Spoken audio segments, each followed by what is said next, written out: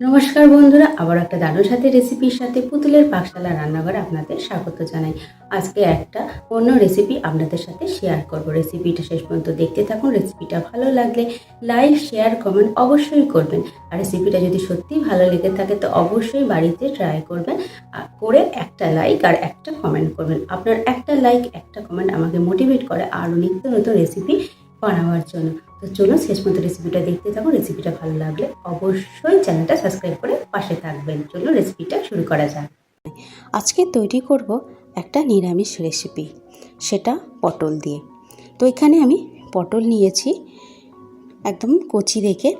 এবার এই গ্রেটারের সাহায্যে আমি পটলগুলোকে গ্রেট করে নেব। কচি পটল হলেই ভালো হয়, বেশি পাকা পটল নিলে গ্রেট করতে অসুবিধা হয়, তাতে দানা থাকে।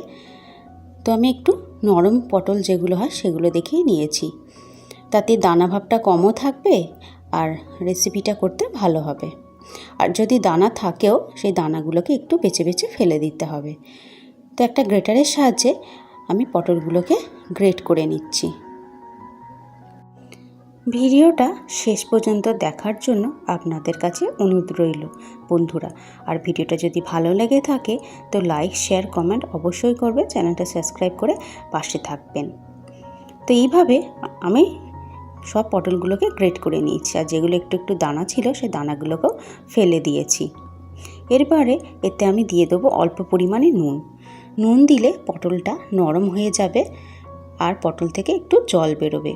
পটলটা যাতে নরম হয়ে যায় সেই জন্যই নুনটা দেওয়া। নুনটা মাখিয়ে কিছুক্ষণ আমি এটাতে রেখে দেবো।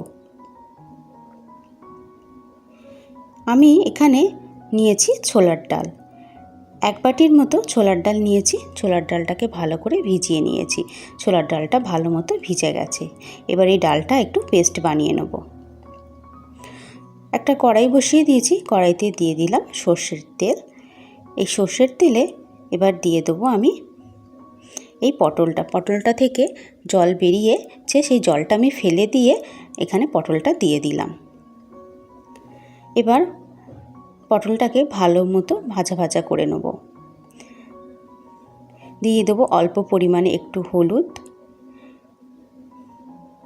আর দেবো অল্প পরিমাণে একটু কালো জিরে। হলুদ আর কালো জিরে দিয়ে আবারও কিছুক্ষণ এটাকে ভালো মতো ভাজা ভাজা করে নেব, যাতে পটলের কাঁচা গন্ধটা না থাকে। একটু ভাজা ভাজা হয়ে গেলে যে ছোলার ডালটা বেটে রেখেছিলাম সেই ছোলার ডালটা এতে দিয়ে দেবো অল্প পরিমাণে একটু নুন। এবার এই ডালটাকেও ভালো করে ভেজে নেব পটলের সাথে। গ্যাসের ফ্লেমটা কম করে রেখে এইটা আমি করছি। তো 5 থেকে 7 মিনিট এটাকে আমি ভালো মতো ভেজে কাঁচা ডালের গন্ধটাকে নেড়ে নেব। এটা যখন একদম শুকনো হয়ে যাবে, এটা একদম শুকনো হয়ে গেছে, এতে দিয়ে দেবো অল্প পরিমাণে একটু চিনি। দেখুন বন্ধুরা, এটা একদম শুকনো হয়ে গেছে, মানে ডালের কাঁচা গন্ধটাও চলে গেছে আর পটলের কাঁচা গন্ধটাও চলে গেছে। এবার এটাকে নামিয়ে নেব। নিয়ে নিয়েছি একটা থালাতে একটু তেল মাখিয়ে নিয়েছি। সেই থালাতে এবার এই মাখটা, যে মিশ্রণটা তৈরি করেছি সেটা এবার ঢেলে নেব। ঢেলে নিয়ে এটাকে একটু এক সাইডে জড়ো করে দেবো, কেন এটাকে আমি পিস পিস করে কাটবো, তাই এটাকে একটু জড়ো করব। আর গরম অবস্থাতে এটা করতে হবে, ঠান্ডা হয়ে গেলে এটা হবে না। তো আস্তে আস্তে এটাকে আমি সেট করে নিয়েছি, নিয়ে একটু ঠান্ডা করে নিয়েছি। আধ ঘন্টা পর এটা একদম ঠান্ডা হয়ে গেছে। তো এটাকে এবার পিস পিস করে কেটে নেব। নিরামিষের দিনে এইভাবে পটলের রেসিপি তৈরি করে খেতে পারেন। তো একভাবে এরকম পটলের তরকারি বা পটল ভাজা না খেয়ে এই পটলের রেসিপিটা করে খেতে পারেন, দারুণ হয় খেতে। তো আমি পিস পিস করে সব কেটে নিলাম। তো তুলে দেখাবো কত সুন্দর হয়েছে। দেখুন কত সুন্দর একটা হয়েছে। এবার এইগুলোকে হালকা তেলে একটু ভেজে নেব। একটা একটা করে বার করে নেব, নিয়ে একটু হালকা তেলে এটাকে ভেজে নেব। এটা পটলের ধোকাও বলতে পারেন বা পটলের একটা নতুন রেসিপিও বলতে পারেন। তো পটলগুলোকে আমি ভেজে নিয়েছি, মানে পটলে যে ধোকাগুলো তৈরি করেছিলাম সেগুলো ভেজে নিয়েছি।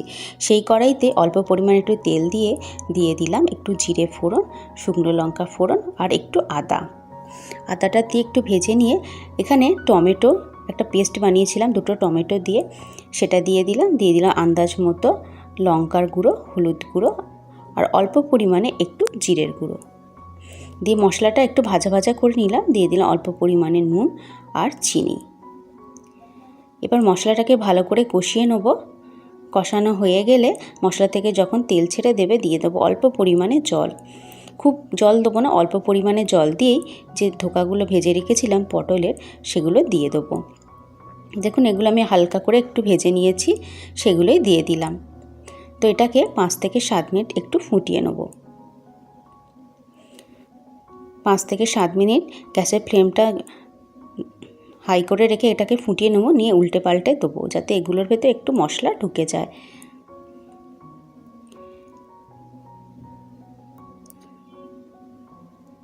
সবগুলোকে একটু উল্টে পাল্টে দিচ্ছি।